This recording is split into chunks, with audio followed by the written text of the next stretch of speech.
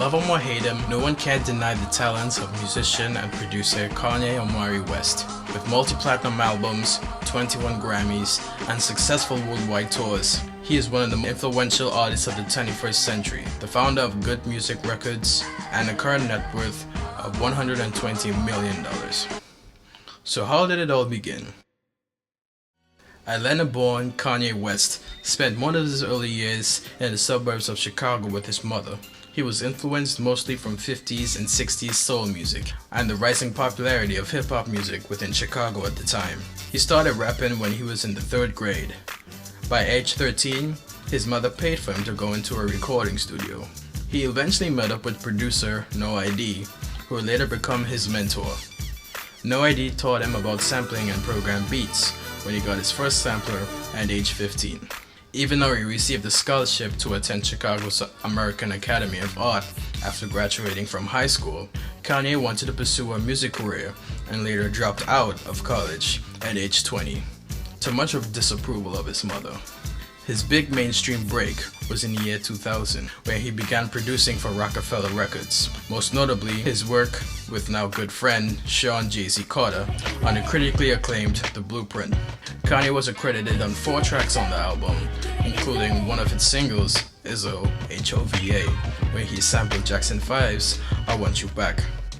He would continue to work with other artists, including Beanie Sigel, Ludacris, Alicia Keys, and Janet Jackson.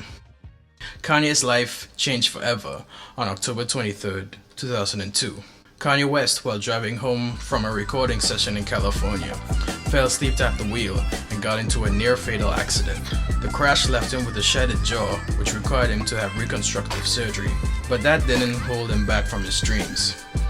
After only 2 weeks after being admitted to hospital and his jaw still wired from the surgery, he recorded Through the Wire, expressing his experience after the accident. And after being postponed 3 times, he finally released his solo debut album, The College Dropout, in 2004.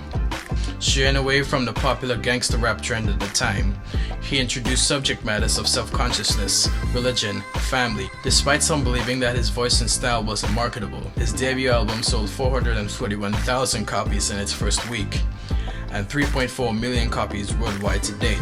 It's considered by many music critics as one of the best rap albums ever made. He would later release Late Registration in 2005 and Graduation in 2007, with more Chicago-inspired baroque sound. Kanye had another career-defining moment in November 10, 2007, when his mother passed away due to complications from plastic surgery. This left Kanye devastated and depressed. But just like with the car crash, Kanye was able to triumph over tragedy.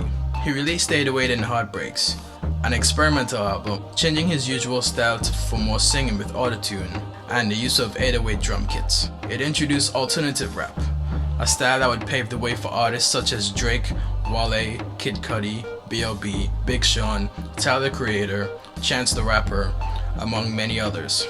Criticized at the time of its release, it was a sound that would later be revolutionary and influential within the music industry. He would later refine this sound in one of my personal favorite albums from Kanye West, My Beautiful Dark Twisted Fantasy. It still stands as his most praised album to date, but he still wanted to try something new. And later, he released Yeezus in 2012, which introduced more industrial sound and Kanye's take on trap music. If there's anything I've learned from Kanye West, is to always try new things. Never be afraid of what someone might think of your ideas, and always try to improve yourself every day. I'm standing up and I'm telling you, I am Warhol. I am the #1 most impactful artist of our generation. I am Shakespeare in the flesh.